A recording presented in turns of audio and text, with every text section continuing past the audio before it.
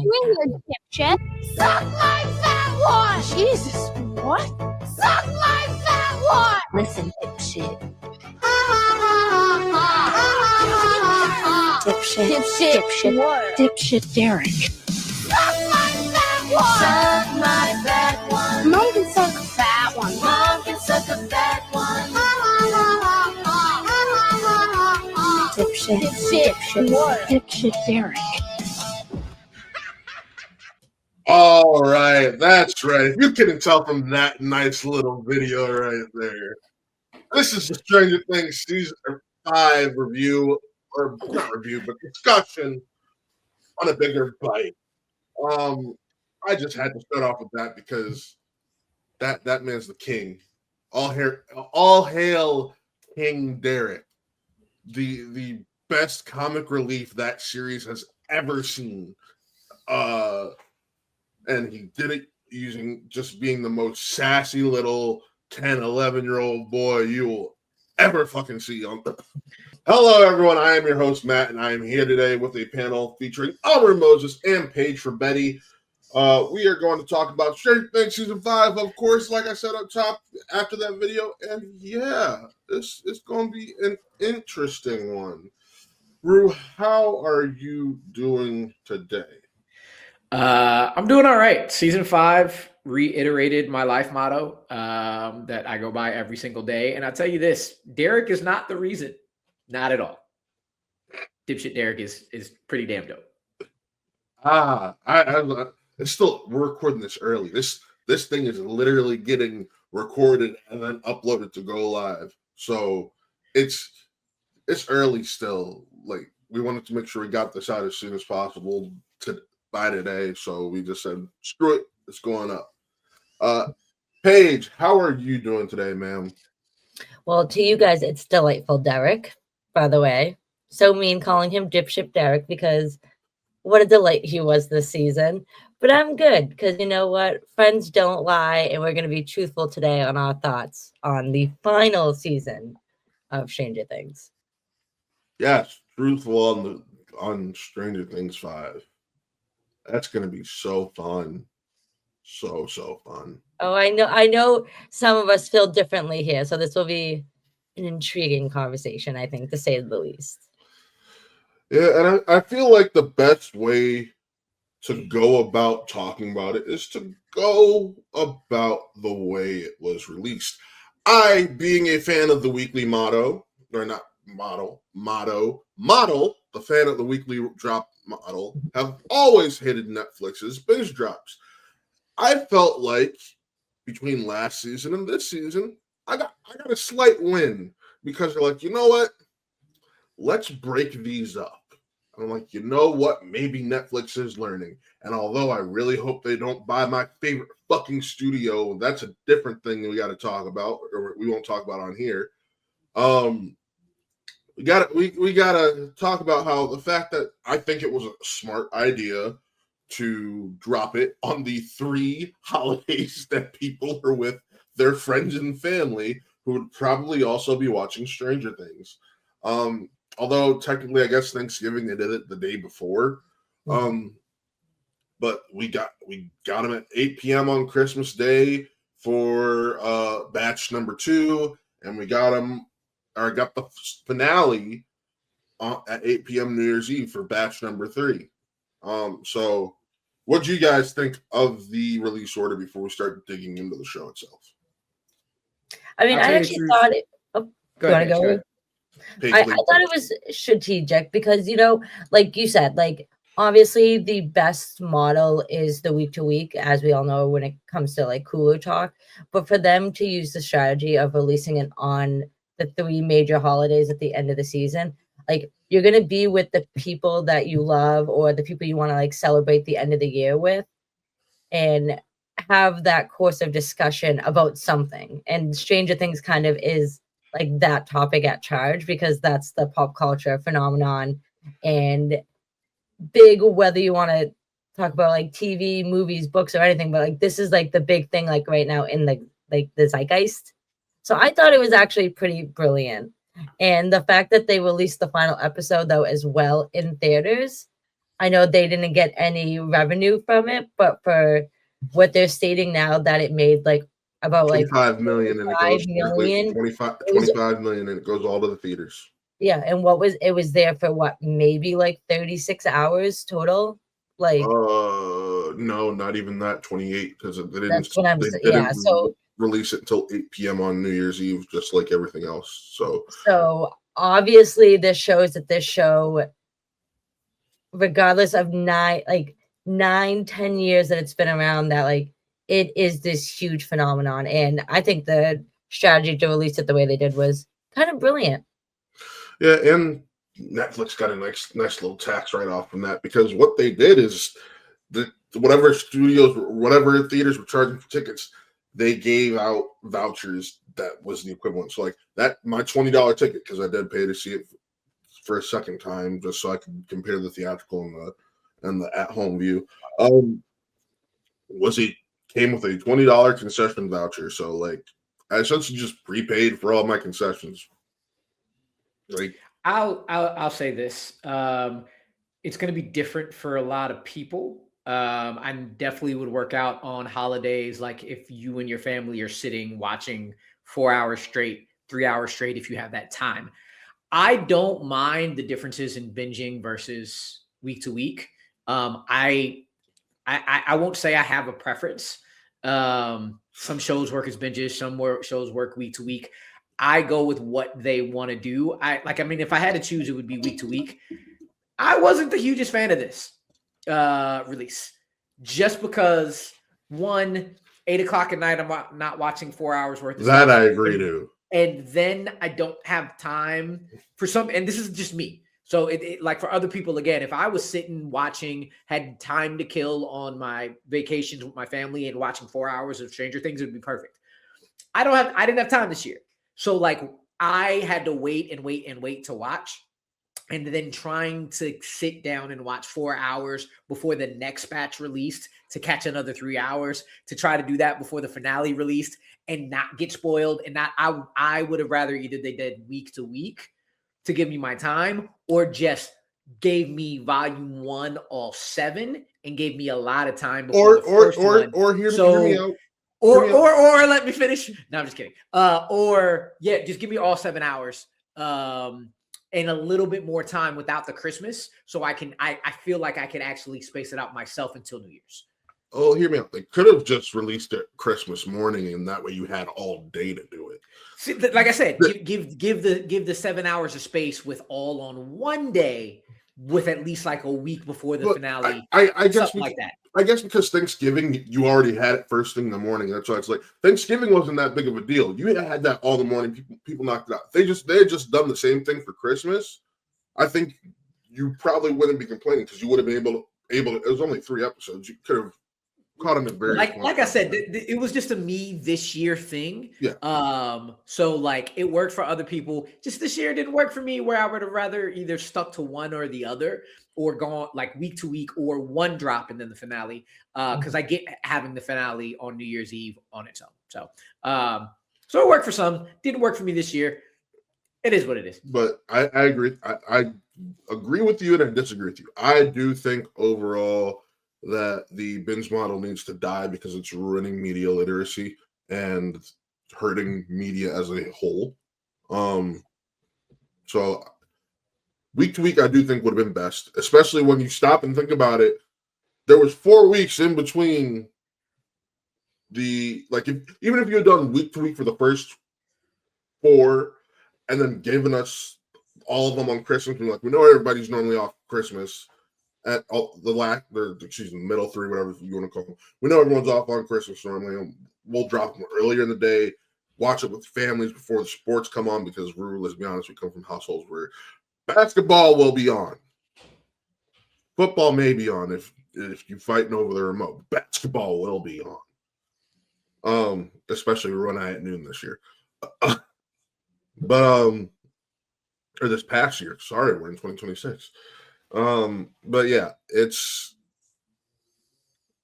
overall, I think it helped, because Netflix learned, like, oh shit, people kept talking about us more than 2 weeks. Yeah, you got to space it out. You have to space it out. And like you said, with the holiday season, people were off. They had Thursday, usually, at least kids like have Friday off as well. Then they have the whole weekend. Christmas, you have that whole week into New Year's too. So it gave people time to not, you didn't have to just binge those episodes in one day. You had that time to space it out. So, and everyone's home for the holidays. So you have the Cooler Talk still going. But all right, so let's talk about batch 1 of episodes, aka what I will call the platinum release, because that was the batch of episodes that was everyone loved. You didn't really hear anyone complain about anything. It was the most fun episodes. And funny enough, my buddy Mac, he had just heard so many things about season 5, but he and I were hanging out, and he heard my buddy Brian and I were going to the finale in theaters, and he's like, "Yeah, I kind of want to go." I'm like, "I could give you the abridged version of this season." He's like, "What's that?" I skipped episode 1 and 2, just told him what the fuck happened with Holly, and then just all the Mac shit, all the dipshit Derek shit, and that was just. We left the theater screening of the finale. He's like, I actually understood everything with every piece of context I needed. I'm like, what did that tell you about this season then? If I could skip showing someone half the season and they still got the entire finale. The only thing I had to explain was the initial Mr. What's-It thing and Holly being abducted. See, I think actually the most important things to be like, I could see skipping maybe some episodes in volume 2 if you had to. I mean, I would never. We skipped the first episode of volume 2. We did skip the first episode of volume 2. But what I was going to say though is, I think the volume 1, the first batch of episodes we got, I thought actually like set the table and like set the groundwork and kind of. And I mean, obviously, time has passed. I think it's like 15 months or something. 18 months to jump. 18 months between 4 and 5, and then we get the 18-month. So it's 3 years over that entire course. So I think it worked. I mean, did it feel convoluted a little bit because they're throwing so much information at you because this is the final season? We have to know so much more now about the Upside Down. Where are all the characters at? So it kind of felt like a little like heavy dose of setup, but I think we're with all of these characters that we love, so it gives you like that. But it didn't feel like heavy because, and I will say this: they didn't start throwing too much information at you until batch 2, and we'll get to that in a minute. Oh, really? See, I think it was more in volume 1 that it felt more convoluted and a lot of setup. So and maybe a lot to setup doesn't feel convoluted to me. Setup is setup. Setup's its own thing. I'm talking about new information that changes the entire series as it goes, and you just have to accept it, and you don't really get to delve further into it. But that again, that's in batch. When we talk about batch 2, we'll get there. I promise. Here's my thing about volume 1. Volume 1. I enjoyed volume 1 a lot. I again was another reason I wasn't the hugest fan of the break between 1 and 2 is the same reason I'm not the hugest fan of years in between series, but it doesn't really affect my viewing. I really enjoyed volume 1. I thought it basically, you said, what does that say about the season overall? It says it's a television show that has filler with a lot of time in between it, just like millions of television shows. After the first episode, basically, when I got into it, I had to remind myself, shit, I don't remember these characters that much because it's been so long. But it did not take me long to fall back into, I love these characters. Oh, this show is not the big, like, complex Game of Thrones, Rings of Power kind of show. This is those shows you love because of the characters.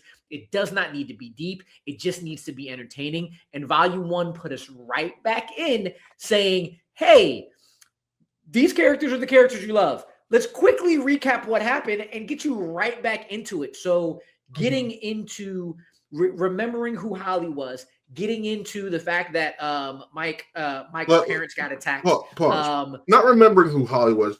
They essentially, like, Holly had been introduced as like the biggest background character. There were jokes made in the past. So what the fuck are they doing with Holly? So that's not. This is introducing, not reintroducing. This is straight up introducing the character. Again, not knowing what happened 3 years before and saying, "Oh yeah, he has a little sister." Okay, cool. And she got brought in, and you fell in love with her and her story. Stranger Things to me has never been the biggest unique kind of show. It's been an Amblin type, full-on entertainment, sit down, have a great time. It's not dumb. It's not stupid. It's not shut your brain off. It's coming of age sci-fi. Yep. Coming of age sci-fi has never been. I feel like over the past year, and I'm jumping around. I'm sorry, I'm jumping ahead. People talking about the finale was too safe and all those and stuff like that. Quit jumping ahead. Quit jumping ahead. No, I'm going like this. Quit jumping ahead. With the discourse I've heard, I feel like us being spoiled in a good way with shows like Game of Thrones and House of Dragons, and I love Rings of Power and things like that, where it's really R-rated and really, really just like anything could happen at any time. People have forgotten to fall in love with the shows we grew up with in the 90s that were more straight to the point, straight entertainment. Let's have a good time and enjoy what we're watching. And character driven. I think that's the biggest thing with the show. And that's why I think everyone loves it so much, is that it's the characters. Like you said, like they kind of throw you back into it, and you're like, oh yeah, this is why I loved all of these characters so much. And that's why that's like the biggest thing with the show. Yes, it is a huge spectacle in some scenes, and the action, the sci-fi is grand and stuff. But at the end of the day, we can kind of all see ourselves in each of those characters. And I think that's what makes the show like so great. And especially that's why I love it. I can't see myself with Lucas's hairline though. I can't do that. The way they did that, man. His hair. I'm gonna finish off saying that's why I think Volume 1 worked really well. I know a lot of people it didn't work for because of the big gap. And I get the understanding of like not liking the 3 years or so in between. It is what it is. But Volume 1 works for me because it brought me right back into why I really like this show as a person who's never seen season 2 and started watching at the end of season 3. Like I've never seen season 2 at all, and I just jumped in season 3, caught up 1 and 3, and then went. So like I have a different view of this. I'm so proud of you. Season 2 is so fucking skippable. I'm so proud of you. I skipped it. I fell asleep. And you had, outside of her sister, you had every piece of context you needed.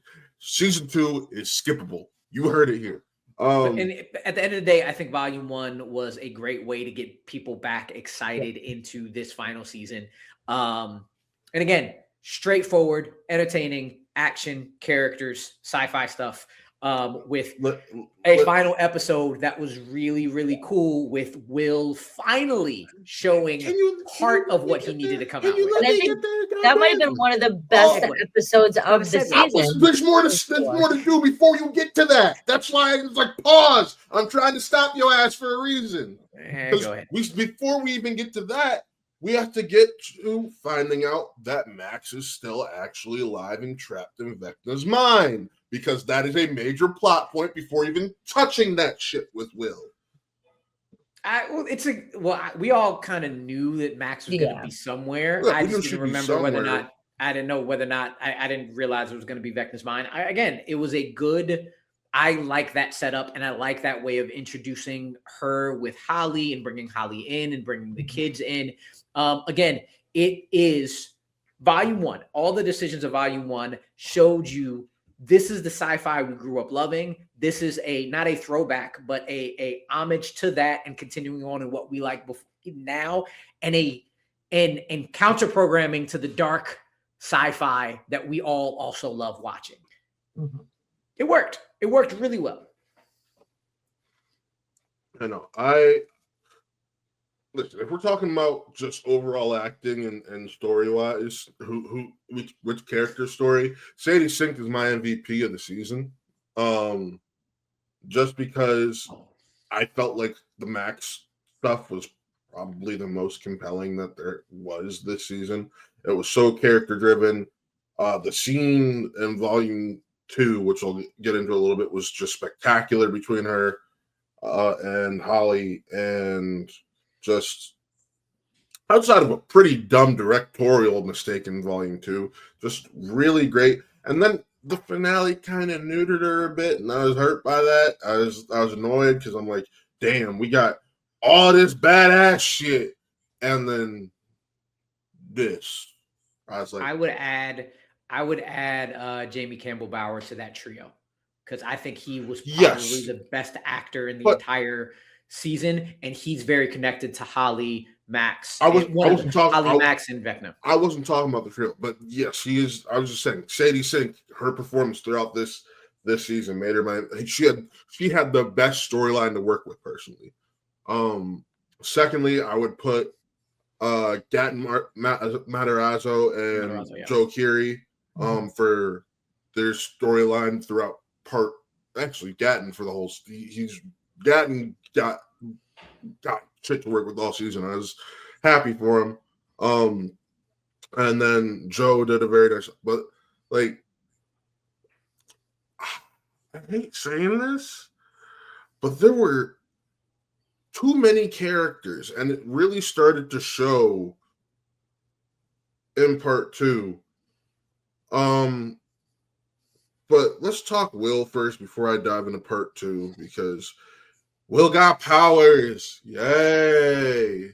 Sorry, I thought that was like I said, I think episode 4 is actually one of the best episodes of the season. That was such I wouldn't disagree. The 3 episodes leading up to it like made it just so much more impactful and kind of just like ballsy that they did that. And the fact that we got to see a character who honestly, besides like the first season, like he's just been the character that like just gets goosebumps on the back of his neck. And we really don't know. We just know that he's connected to the Upside Down, and we don't know like how that's affected him internally.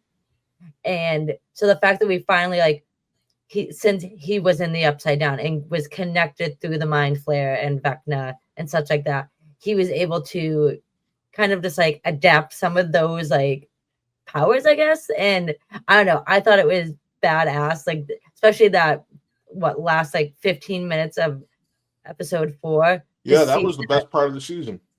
We're leading up to that moment of him being able to use all of his fears and everything he's gone through to be able to like attack the big bad. I don't know. I just thought it was so badass. Yeah, that lead up was, and I think that was a great execution. Again, we all saw it coming, I think, or a lot of us did. And when you have tropes and when you have predictable plot lines for a show like this specifically, it's about the execution. Like having predictable tropes is not always a bad thing. It's can you execute it well? And that Volume 1 finished on a bang and executed that very, very well. And I again, I'm just gonna go back to it. It's not anything unique or over the top, like special. It's special because of the characters you love. And you said there were too many characters. Volume 1, at least, I didn't feel that. I think they balanced it great. I still felt to push it through. I still felt that with Volume 1, especially with one of my favorite favorite performers of all time, essentially being sidelined most of the time. Felt like they had like 5-6 lines throughout the entire fucking thing. 6? Who? Just say it. No, we'll get there. I'm saving that towards the end. It's called setting up. Setting up. God damn it. About volume 1 still. My bad. No, I'm talking about the entirety of this season. All right, let's move on to Volume 2, where the divisiveness really kicks in. Listen, like I said, dipshit Derek is my king. Volume 2 had so much fucking bad writing and so many things. And it's like plot convenience, plot armor, this, that. It's like, no, just my biggest issue with Volume 2. I feel like this season overall, would have worked better if they had given Stranger Things, I feel like, the respect it earned and given you 12 episodes instead of the normal 8 or 9 that they've given you in the past. And it would have been more rewarding to fans, because ultimately the biggest issue with Volume 2 is we're dropping so much new information at you and you just got to accept it and we move on. And it's like, whoa. So you're telling me the Upside Down has been kind of pointless all these years and not what we thought it was, and we don't even get to further explore this new area of the Abyss and what it means, and we're gonna have Demigorgons essentially just vanish after the end of Volume 1, outside of reviving one. Although people are like, oh, but Will killed them all. He couldn't have killed them all, because if that was the case, the kids would have escaped Vecna, because each kid was dragged away by a Demigorgon. So he only killed the 3 that came after him and his family and friends. So like, there's very missing logic in there. And then we'll talk about that one scene that arguably had the final episode of Volume 2 go out on a whimper. But yeah, it was rough and filled with a lot of questionable and bad writing. Like, oh, I can't feel or move my arms and legs. And then 5 seconds later, you can see them actually embrace the person. It's like, so I'm just told you can't move your arms and legs, and then now I'm seeing you move your arms and actually, okay, what direct, like, there's a lot of messy little mistakes because they're hoping, I shouldn't say that. They're not being caught, they're being even the directors or writers are so into the moment that they're totally forgetting that, hey, we literally just set this up and now we're just ignoring it 10 seconds later. So it's I have a lot of Volume 2 is easily the worst part of the season. I personally didn't catch a lot of like any mistakes. I was stuck in, they only got 4 episodes to go and they need to wrap up 5 seasons and 9 years of stuff, and they're throwing a whole lot of exposition here. Lots and lots of exposition. And then you just have to accept what they're telling you. But it makes sense. It makes sense. What they do. We're not arguing that, Paige. No one's saying it doesn't make sense. It's just one of those things where if you're gonna do that, at least give the audience more time and like that's what I said. If you gave it more episodes, it would have probably worked fine. But because you literally did it in the final 4 episodes, and when we're all said and done with that batch, you have 1 left. See, why I think how you pull it off with that final one is a big fucking issue. I understand they threw a lot at you to the fact that you're like, all right, the Upside Down isn't what we thought it was, but these 3 episodes felt a lot slower. Like there wasn't as much action and like because they were about character resolution, and that's fine. Yeah, no, exactly. But that's why I'm saying, like, they did throw a lot at you, and it was a lot, and you're just like, all right, I just have to accept it. But to me, like, which I totally agree, it was a lot that you just like, all right, I got to wrap my head around all of this now. It all makes sense. I can connect the dots to X, Y, and Z. But no, you're totally right that it slows things down so much that you're just like, all right, I just have to accept what they're throwing at me, even though I don't have that much time to digest.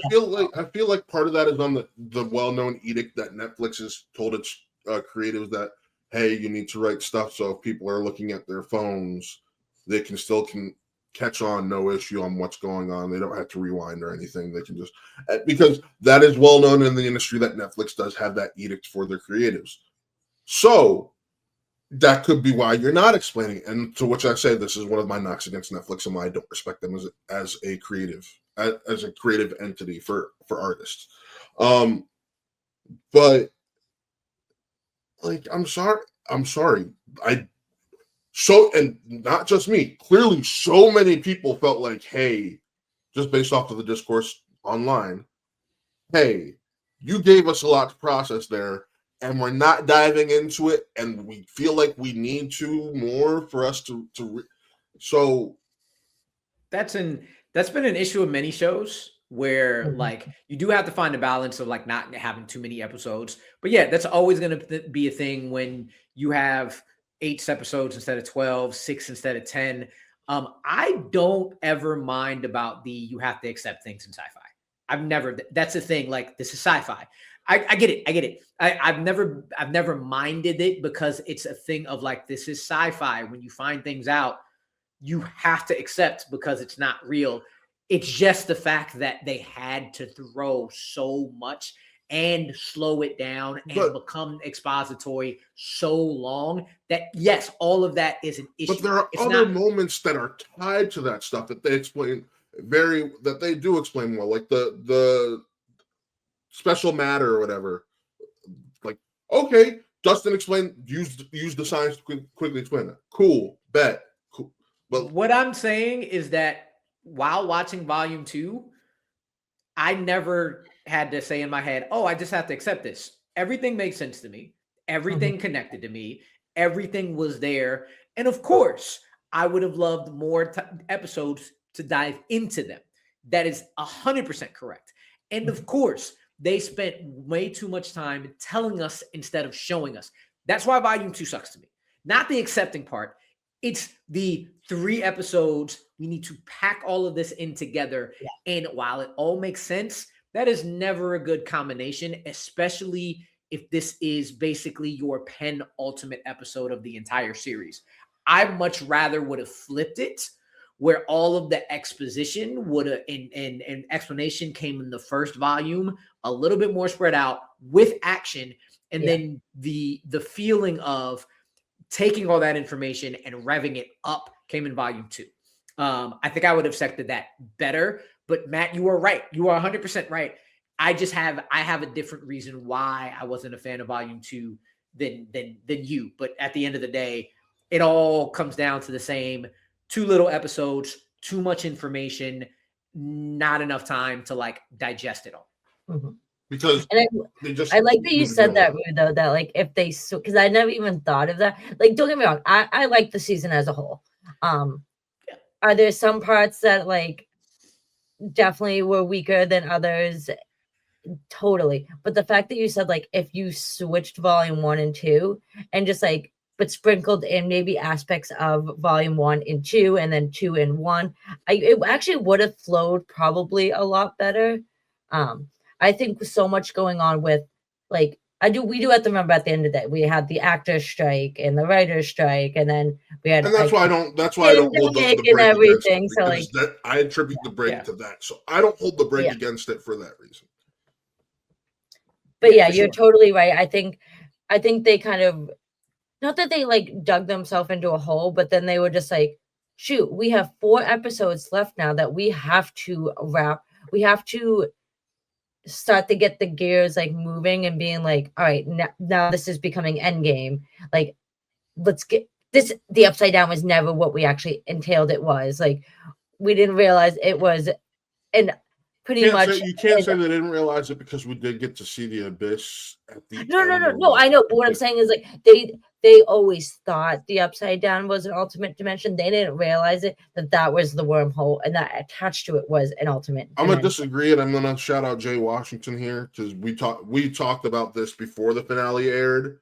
When Ru and I recorded Blurred's Got a Feud with him. In their show Bible, you have to pitch something like that in the show Bible because you are showing we're getting from here to here. So that, without a doubt, the abyss had to be in their show Bible off. No, I'm not saying there's anything wrong with that. But I'm saying though is like we never thought in our like the viewers. I thought you were saying they as an. Oh yeah, no. I actually think they knew, and the Duffer Brothers even said like they had the final scene. How the show is all going to wrap up. They had that since the beginning. And that's why I think they were smart enough to do 5 seasons. It didn't go on any longer because maybe if we had more episodes, it would have maybe flowed better and given us room to breathe and stuff like that. But it wasn't one of those shows that went on for 3 extra seasons that were just like, all right, now we're losing the faith and we're losing the love that we had for all the characters in the story. So yeah, kind of like what you guys were saying, that it was a lot.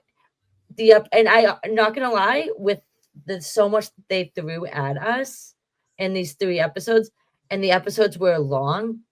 They could have cut a lot out of those 3 episodes that we got in volume 3, I think, and it would have not felt so like I have no room to breathe kind of in a sense. I disagree because ultimately those are the Max episodes in my, because Max is what Holly and Vecna stuff. Well, I wouldn't take her stuff out. But no, I know you wouldn't, but I'm saying like you can't just streamline all of that because we don't get to where we end up with her without unfortunately sitting through some of that information that we have to the exposition you have to process. There's the second episode of Batch 2 is without a doubt the most important of the season because you are working out, or excuse me, episode 1 is where you work out Steve and Nancy shit, or excuse me, Steve and Dustin shit. Oh yeah. Episode 2, you're working out the Nancy and Jonathan bullshit. You're working out, you're finalizing the Max bullshit, finishing that up. I don't mean to call it bullshit, but you know what I mean. The Max and the Holly stuff, you're finalizing that storyline to take you into the final episode. We're just gonna sit around all episode and just talk. Sorry. My last thing I was gonna say about volume 2 is to end it on a positive. As much information as it was, the stuff you just brought up, including the final episode with Will, is again brings you back to why you like Stranger Things. Mm-hmm. So much information, but you talked about it. Dustin and Steve's whole storyline was extremely interesting the entire season. Yes. That scene with Nancy and Jonathan was a great scene with Nancy and Jonathan in a final. Great acting scene. It was a fantastic scene for acting. Yeah, written like shit. I would completely disagree. I would completely disagree on that. Whatever. I thought it was such a mature conversation. No, I'm just saying the dialogue was not. I like the dialogue there. I'm sorry. Yeah. Then again, I'll put it this way. I was able to tell they broke up. That was totally understandable. Oh yeah. However, a lot of your audience is like, what the fuck just happened? Did they break up? Didn't they? That was so unclear. There are easier ways. It was pretty clear that they broke up. Matt, you just talked about it. Paige, media. Wait. Media literacy is down. It's rude, and that's what I'm getting to. Media literacy is down because of the company. Well, partly because of the company that is the producer of this show, which is Netflix. And also to do with TikTok and really short form media that helps ruin people's minds. However, because you've helped ruin media literacy, you should make it clearer and easier for your general audience. I don't agree with that in any way, shape, or form.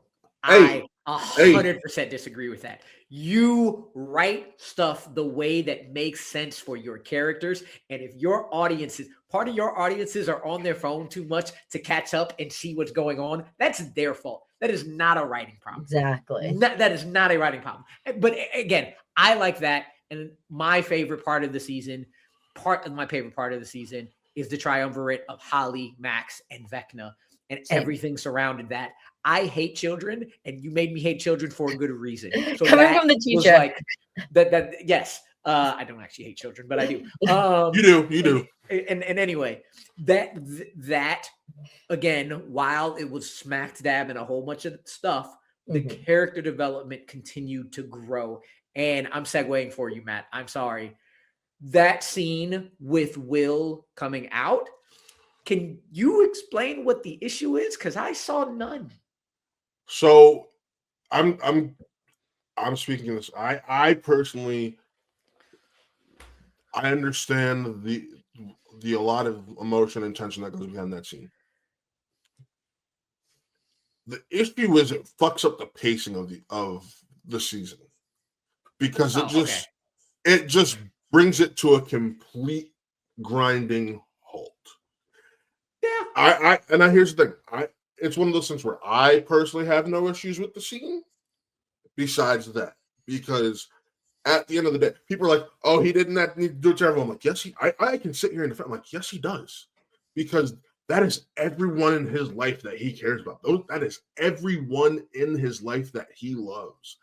And if he feels like they're going to turn him away, if he's just honest with them, he needs to face that fear, because he knows Vecna will just prey on that fear. So why else? And granted, we were told before the finale, which I think is idiotic as fuck. Oh, no one's dying. Don't tell the audience that before the finale. Don't. I'm glad that I don't research shit, because I didn't know. Yeah, same me either. But I will say with you, like, to me, like, it wasn't. I just want to add to what you're saying before, like you can finish what you're saying. But like you said, like it was a really nice scene. It does slow down the pacing a bit, so I will agree with you on that. My only and I thought it was really well written. My only irk with it is I don't think Noah Schnapp is a strong enough actor to convey that's what I was getting. All of that emotion, even though can come like real life perspective does play into it with him. But I think that's just what it was. It was the acting a little bit. So it brings it to a grinding halt. There's the Noah Schnapp. He's still a young actor. He is, like, they all are, yeah. Well, no, let's call a spade. Out of all of them, he's the youngest. He's the young actor who's grown the least over the series. So I'm not, but you bring it to a screeching halt, and it's just one of those things where it makes sense, because the story side of it makes sense, because if let's say they were smart and didn't tell people no one was going to die, you look at that as a scene of potentially this could be the last time he's seeing some of these people, and they're the people he cares about most in his life. How do you think that would feel? Because I've talked to people who have struggled coming out of the closet, or who are still closeted, who have said, I wish so-and-so was here so I could have told them before they were gone. So if everyone he cares about and loves in his life is right there at that moment, he's afraid that that some of them might not make it out. Doesn't it make sense for him to just take that courage that Robin helped him build all season and be honest with himself about who he is? So yes, I have no issues with the scene, other than the fact that Noah Schnapp is not a strong actor, or strong enough actor to carry it. Yeah. And it just brings you to a screeching halt. It was build up, character resolution, build up, and then bam, off a cliff. And it's like, I get it, but like maybe you should have done this before the building up of what your plan is and everything. Just because Will just got rescued from Eleven's mind and everything, and when it makes sense, be like, with that being fresh on his mind, I need to tell you all something, and then add in the fact that, because maybe then again we talk about media literacy being dead. The audience didn't pick up on the fact that, oh yeah, some people are these. This is everyone who he loves in his life. This is why I'm sitting here having to explain this, because some of this general audience could not pick up on the fact of the media literacy of this is everyone in his life. If some of them go, so even just throwing life, I need to tell you this because I know some of us may not make it.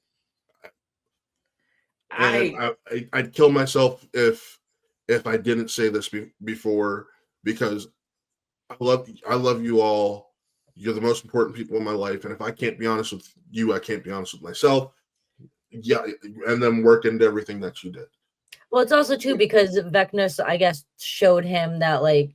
No, and Paige, wouldn't accept him and stuff, and he did, and that's why I liked it. But I wish they showed us what Vecna showed him. No, I'm glad they didn't. See, I wish we got to see that. No, it's because I think it would have made the stakes more. It would have been more emotional and powerful when he was coming out and saying all these things. Disagree, because it allows Will more power. It gives Will more power in the situation. If you are shown that as the audience, it's and it can come off offensive to some people who are in the queer community. if you just like hammer home like, yeah, you're gonna be alone. This no, Yeah. don't do that. I would say I would say, like, I'm actually glad they made that decision. It probably would have worked. All the issues that y'all have mentioned are actually things I already had in mind and did like just brushed off, because one, Volume 2's pacing already was at a screeching halt, so Yes. I didn't mind, but giving time to that emotional scene. And second, the choice to not show it would have worked a lot better if there was an actor who could convey it Yes. just Maybe a that's little what it better is. than Maybe No that's Snap what it is. did. Yeah. At the end of the day, I like the scene. They put it in the proper place. Volume 2. It's just Yes. but Volume 2 was the issue. It could have been earlier in the episode. I will say that before you make that point. It could have, but I think just like the end of Volume 1 was the big, we've been waiting for this scene and it came. The end of Volume 2 should have been, we've been waiting for this scene, but it came. I think it was a product of the overall structure, overall structural mishandling of Volume 2 in general. And it's in the right spot. It's just the entire volume was messy. So that scene it's in the right episode. I'll give it that. Came off more messy than it should have in general. But I don't see any standout reason why this scene didn't work. Outside of no, again, stand out. We already knew that. Well, we already knew where this that is a standout reason. But we knew already. We knew he wasn't. Yeah, but you hope after 9 years he's grown enough, especially. And here, I'll give this. Jay, our buddy Jay, gave us a very valid point. That was it's on record. That was a 12-hour shoot day. Imagine having to live one of the hardest moments of your life, because he is Noah being a young gay man, for 12 hours over and over and over, because you have to get all the different coverage. That is hard. That is just going to be draining, because you're pulling from that same emotional moment in your life over and over and over and over and over. So, okay, cool. So nothing especially bad about it. Yeah, I agree. I think I think a lot of people were giving it shit because they just, I don't know. If you're a true fan of Stranger Things, you're there because of the characters. You're not there because of the big spectacle, action, sci-fi, cool, like magic mystery aspect. Characters are the only thing that's literally there because of the middling show for 9 years. What'd you say? Characters are the only thing that made me watch this middling show for 9 years. Well, exactly, and that's what I mean, though. So that's why when a lot of people are hating on that moment, I'm just like, you obviously don't like any of these characters. Hold up, real quick. This is something that needs to be talked about. The people who really wanted what they call it, Byler, for like Will and Mike were never going to end up together. Never. It was not going to happen. And the people who are hating on it for that reason, stop. Here's the thing. And this has been an issue with me lately, that I've noticed lately. And I'm going to go back, and I promise this is going to make sense. I want to mention Wicked for Good for a minute.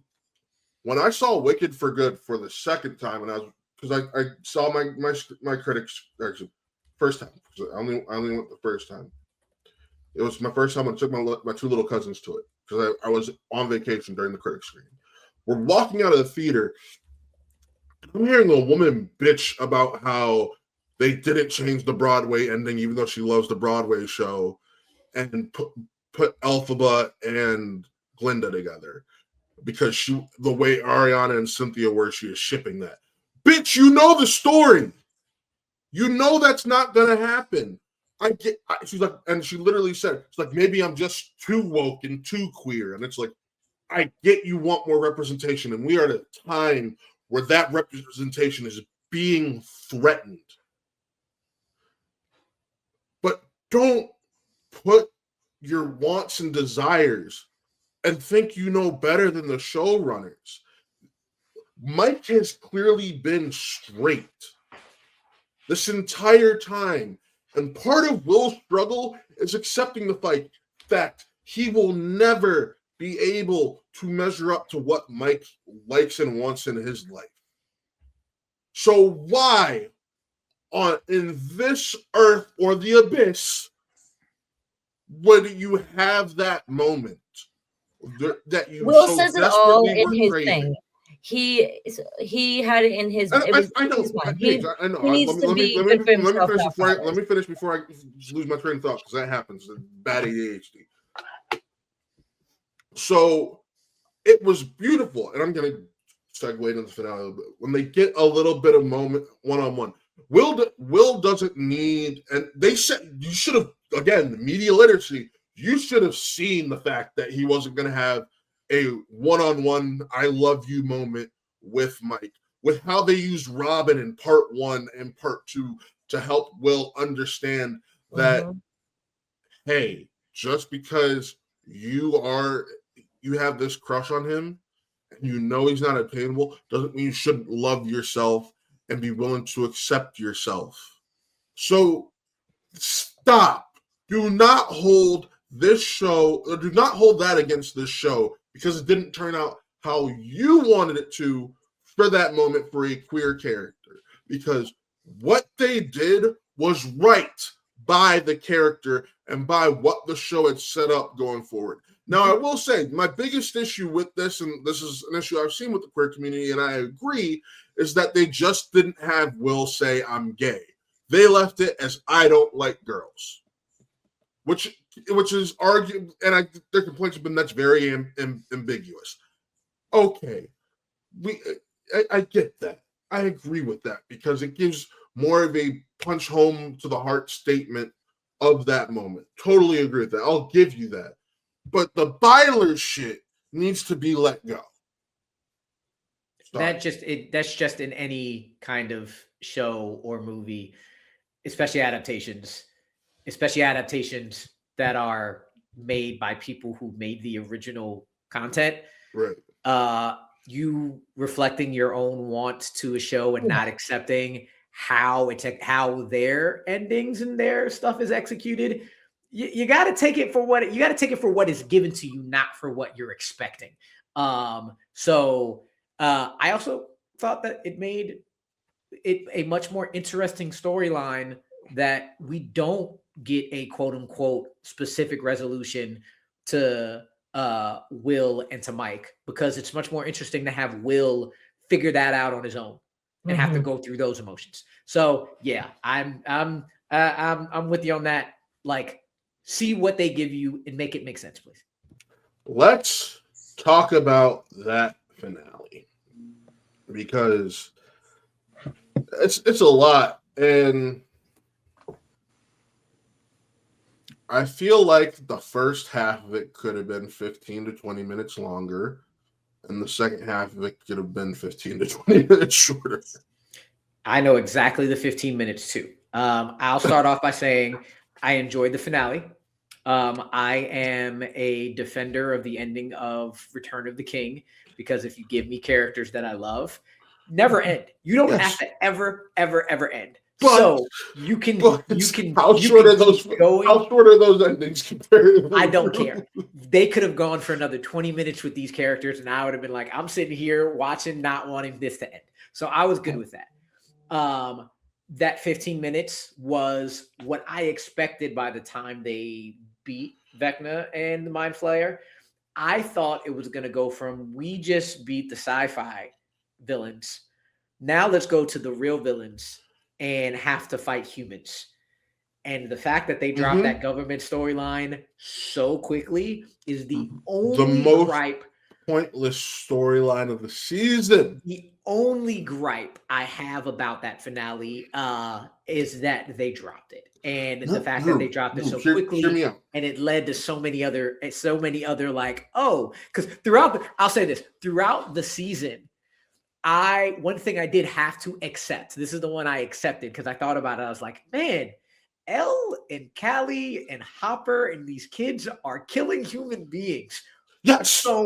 So it's got to be that this is where I had to accept it in my mind. It has to be that this government entity is kind of on its own, and it's no. They have said it was a rogue government entity, so that is true. So there's not going to be consequences after this, and this is why you're okay with killing these people, because it's kind of like the Matrix, where it's like if they're not for us, they're against us. So y'all are going to die. But then after that, I was like, okay, cool. That's the accepting. At the same time, they were sent in not rogue and now have gone rogue. So like there still should be consequences there, because just because they've gone rogue doesn't mean the government necessarily knows they've gone rogue. That is it. But also, Linda Hamilton, the most pointless character, completely wasted this season. There was no need to have her at all. The entire her entire plot line is just to bring Callie in. You could have dropped her shit you could have everyone die as soon as you bring Callie in and drop that shit. You could still have the same thing about there's only you might have killed her, but there's only going to be another, because that entire speech still could have worked out. So because that is the one really big like, wow, okay, that was not good. I was expecting 15 minutes of trying to figure out how to deal with the government and Dr. K, and they just dropped it. The second thing before talking about it overall is I just want to mention, I don't like Callie. No, I don't like it. And I don't know. I can't figure out whether or not I don't like her as a character or she's a good character, because she made me not like her. Because when she said, let's go ahead and kill ourselves, I was like, Trick, Elle deserves, it's not Elle's fault. Right. Elle deserves a life. And you're saying kill yourself just because of other people's bullshit, which would have again made the government plot so much better if you start talking about, do you save humanity by killing yourself, or do you try to fight a government? Or here you have that Elle that's just standing there, run and pull the government, all that government, all the remaining government, just. You have Hamilton's character be like, they're her. They don't know the bomb's been planted. So you could have wiped out all of it. That wouldn't have worked with how they ended it. And we'll talk about that. But the way they actually ended it and the ambiguity of that, it would have killed the ambiguity, which I believe was the ambiguity is still there. But we'll talk about that when we get that. I just want to say, when she said, we have to stay there, I literally was like, are you kidding me? Callie? I thought they were setting her up for more. Like, okay, maybe she's and they did. But at that moment, I was like, Elle deserves life. It's not her fault that the government is shit. Let her. If there's another one coming, you fight that government. I was so pissed off. Off at the character, which made it her a good character, because it was not a one-dimensional character. So it was a good character. I just didn't like it at the moment. The character is arguably one-dimensional. Like, because... No, I'm sorry. Let me rephrase that. It made the conversation more than one dimensional. Like, do you save yourself? Do you save yourself, or do you save yourself to try to have a life, or do you do this thing to save humanity? And again, that would have been a great way to finish off the government storyline, is figuring out whether Elle makes the sacrifice or not. But they dropped that. Anyway, outside of that though, I was, and of course, a couple of like, oh, they didn't get hurt fighting that really, really big monster. Okay, I'm accepting that. Sure. I enjoyed this finale. I thought it was a very, very solid wrap up to a show that, again, this is an Amblin series. This is a 1990s. Everybody is going to have a safe and sound ending. That is not lame. That is not too safe. That fits with this kind of show. People don't need to die in every show you watch from here on out. Though I do get people have died and people have gotten seriously hurt, but the fact that everybody survived besides Callie it's perfectly fine with me. I am extremely happy. I wanted none of them to die, and it made me feel good. You can have shows like that still. I want shows like that still, in addition to the shows where your favorite characters can die and get killed off. I am good with it. I thought they landed the plane. I thought splitting it into two halves was good. I do think the epilogue could have been shorter, but again, I'm of the type, don't ever end. I can watch this for another hour. That's fine with me. So yeah, they landed the plane for me. I'm gonna disagree here because here's my thing. Well, then if you're gonna disagree, can I go on my point then? I'm trying to do a compliment sandwich, Paige. You got good. All right, go. There's logic to this. All right, let's go. So, if you make it compelling, I can sit there and watch. I didn't need the whole every bit of of this family.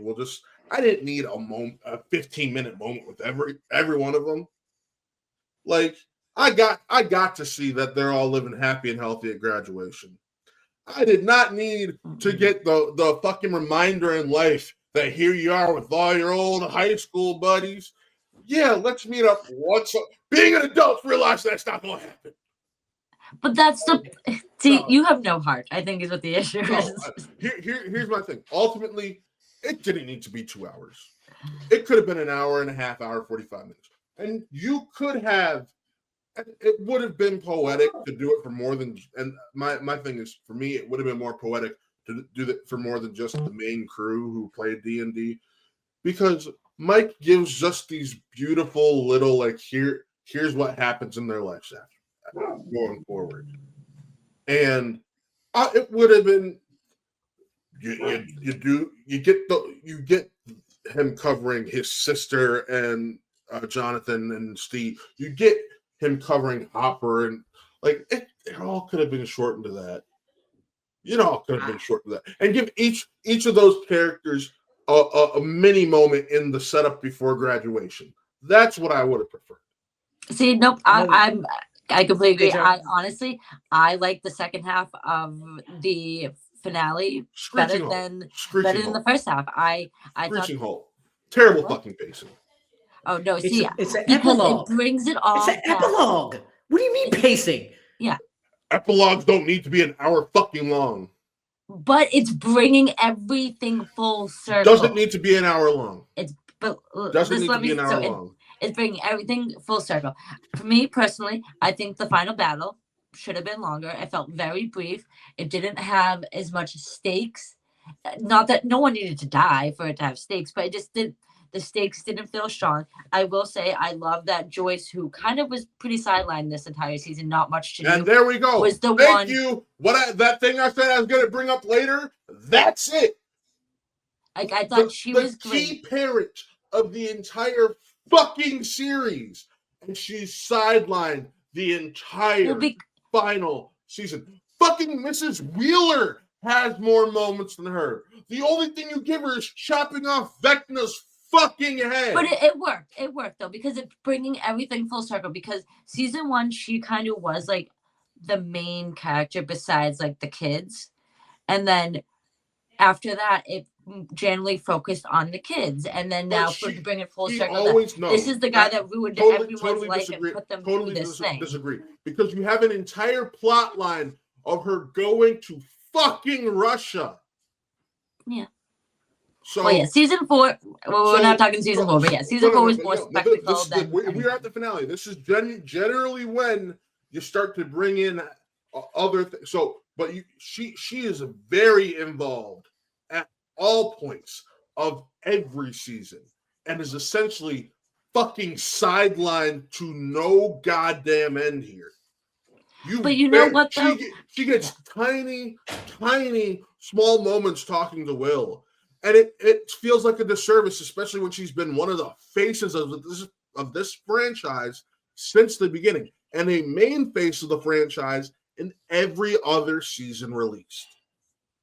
I mean, true. I mean, I will give you that. But I mean, my thing is, I thought the show went completely full circle, because at the end of the day, it focused on heart over hype. No one's saying it didn't go full circle, but I just feel like no. But what I'm saying is, like I do give critiques on that final battle, that I felt like it was very brief. I didn't feel like the stakes to it. Like I said, no one needed to die for there to be stakes, but it felt like kind of just too easy to beat him, even though. But whatever, because listen, the army couldn't bring shit. The army couldn't bring shit down with normal weapons in previous seasons. but they're able to take down the Mind Flayer with fucking Molotov cocktails and flare guns. They were and able to take down the Mind Flayer because Elle was hurting 11. I mean, Henry, Vecna, but she didn't really hurt him until he gets spiked by the stalactite. There's no harm being done to him until that moment, and they are doing harm to the Mind Flayer before there's so much. It's just mess. And that's what I mean. Like I enjoyed the second half of the episode more than the first half because I thought the battle was just like, all right, we all knew, of course, like we've been saying, it's an Amblin show. We know they're going to beat the big baddie, but what happens after all of that? What happens after this big grand adventure, this campaign that they've gone on personally their whole life for these 5 seasons? Like, what happens now that their life, I guess, has to go back to like normality? And like, how do you, like, your childhood is now ending, like, and now you guys are all going into adulthood. And that's why to me, the epilogue gave me all the feels. I'm literally getting emotional, like, thinking about it, because I think it's just like, I've grown through these characters. I started watching the show 2016 and it ended in 2020, I guess 6 in a sense. So like, you're going through 10 years. And like I said in the beginning, you really see yourself in each one of these characters in some sense.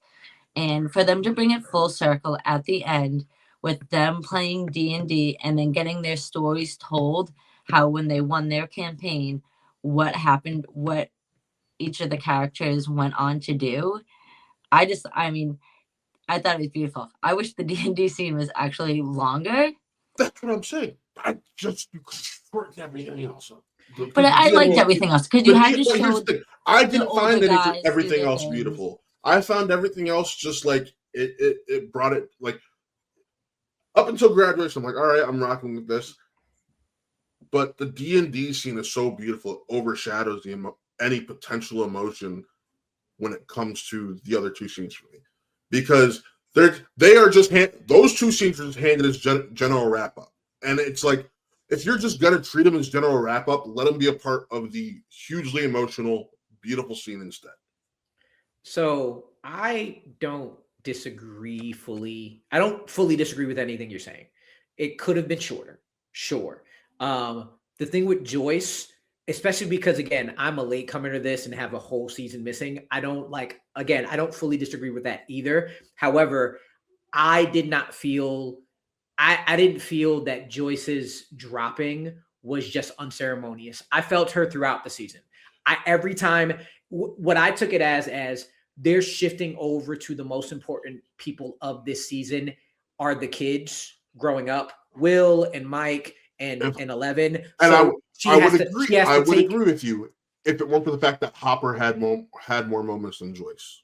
They have always been treated on the same level. That is what I'll give you. What I'll say about that though is the entirety of season 5, going back to Hopper, with the parts where I was like, I'm good with Hopper. I don't need Hopper. I really don't right now. I'm not interested in this part. What they had Elle doing was boring as shit.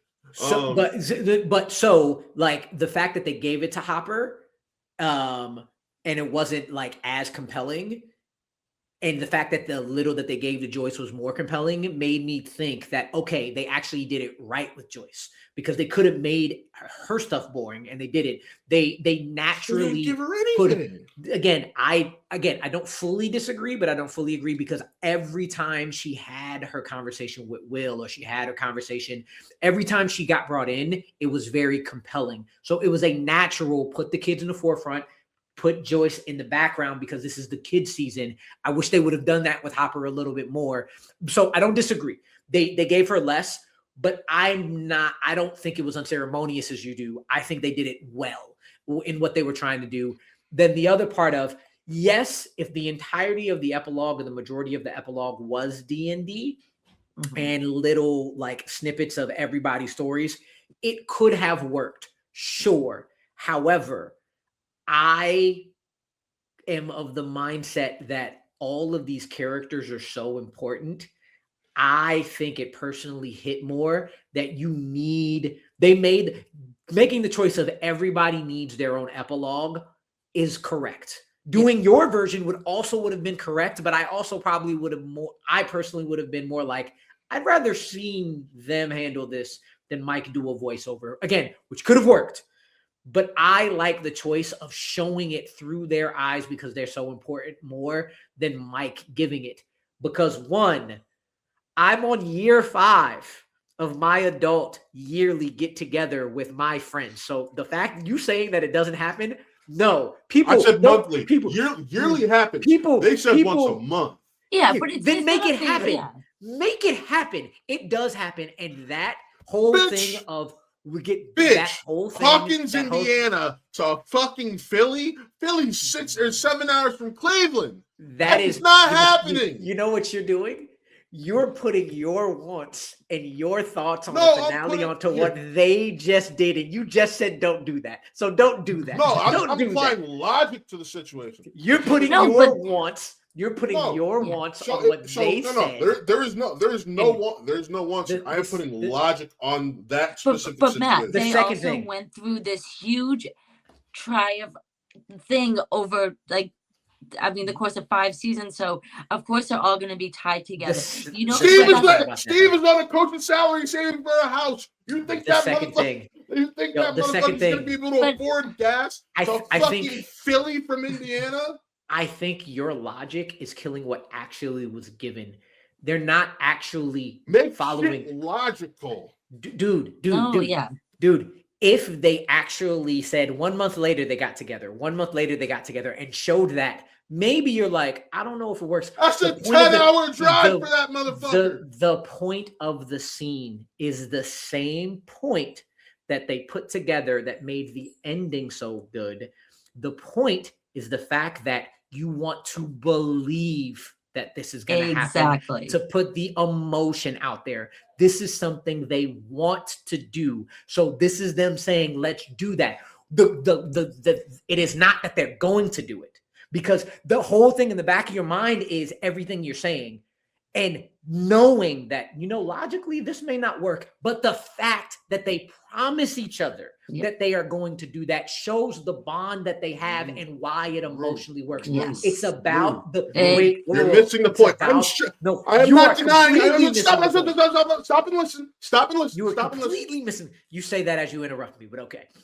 Stop and listen. I'm saying being an adult is understanding that hangout is not actually going to happen monthly. But they're not saying it's going to... The hangout is still going to happen. Yeah. But it's not going to be the monthly. You're flipping the actual point of what they're doing. They are saying real life and the tragedy of real life is knowing as an adult this probably won't happen, but what we're going to show is that their bond is so great and their belief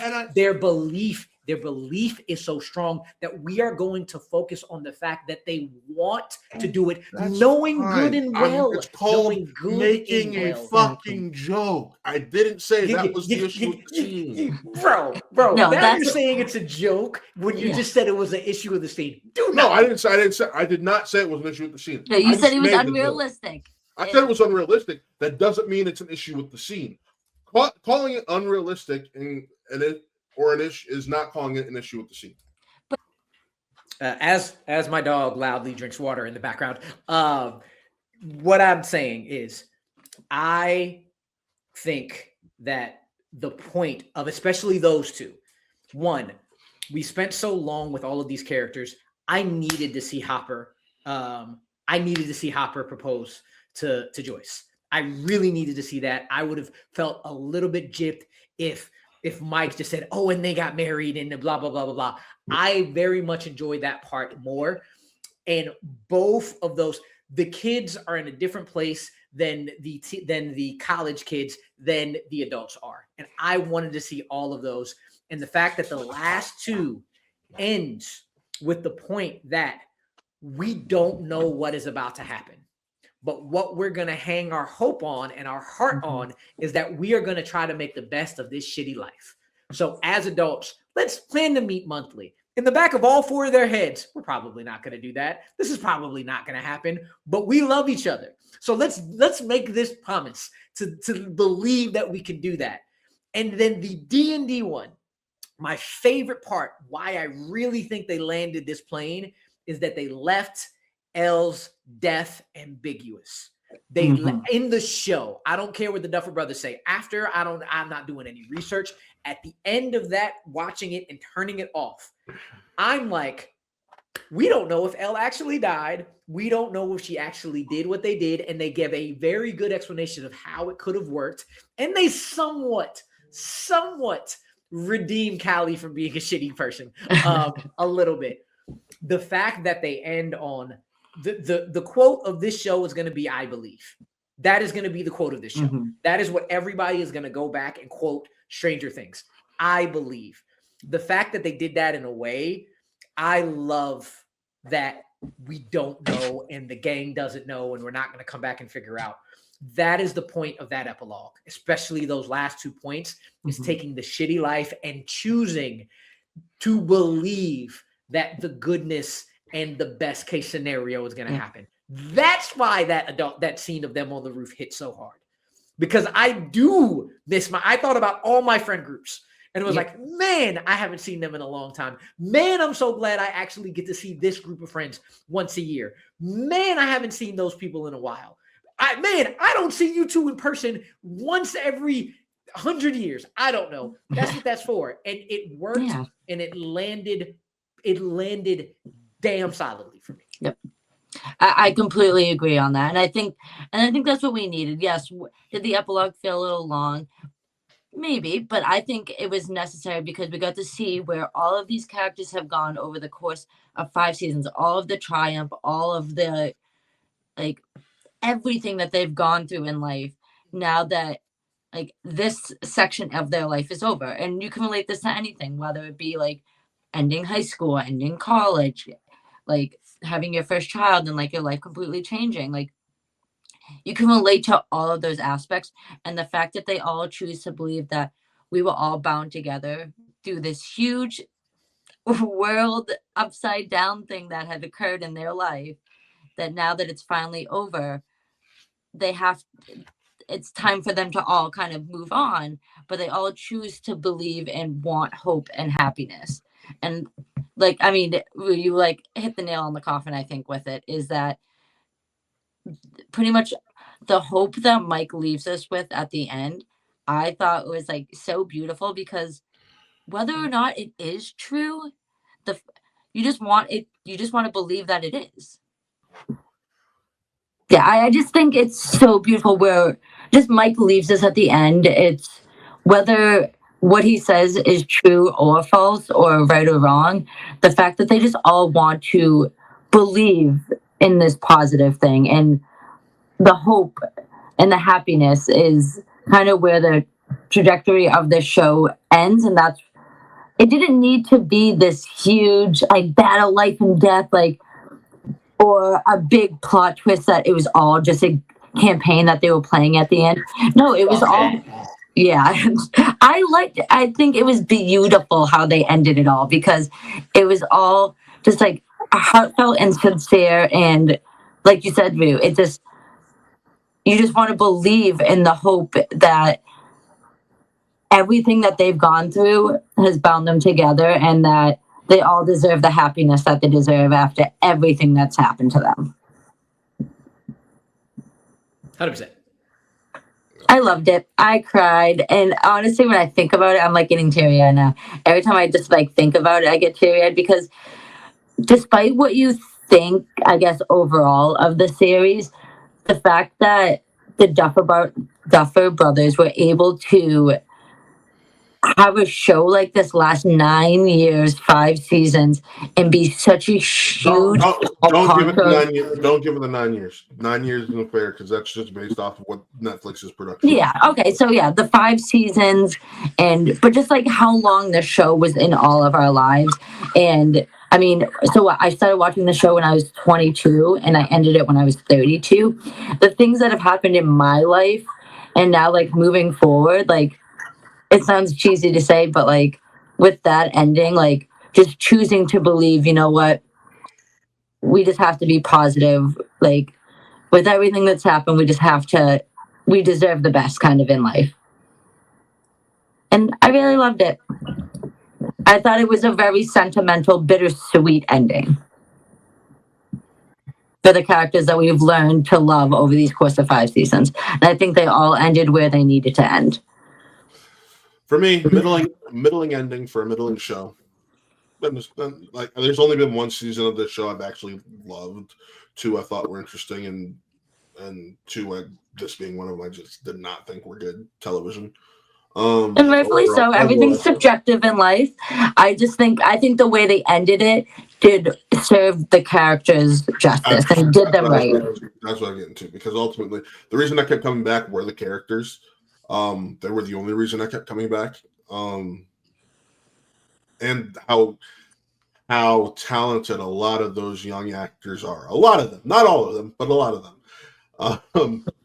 So with that, I know so many people are going to miss this series. I'm just like, all right, cool. I don't got to hear about it anymore.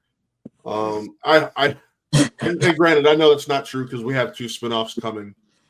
So whatever those spinoffs may be, I hope that they are better and just as successful, because that will do more for the industry than anything. Although a small part of me hopes it worse, so Netflix can flounder and die. Ooh, did I say that? But yeah, that's just how I feel about it. No, I'm sad. I mean, we've grown with these young actors, and even the characters that are our age. Like, the fact that it's sad to see that we'll never get this again, even though we had large gaps in between seasons. The way they wrapped it all up, I thought, put a nice sentimental bow on it in the end and served the characters. 100%. Yeah, I don't have like that as strong a connection to Stranger Things as other people. I just liked coming back to it every season, and I thought it was good enough. And you said don't give it 9 years. It stayed in everybody's minds 9 years. The fact that it could survive gaps and people still want to come back, I'm gonna give it its 9 years, because like many shows would have died.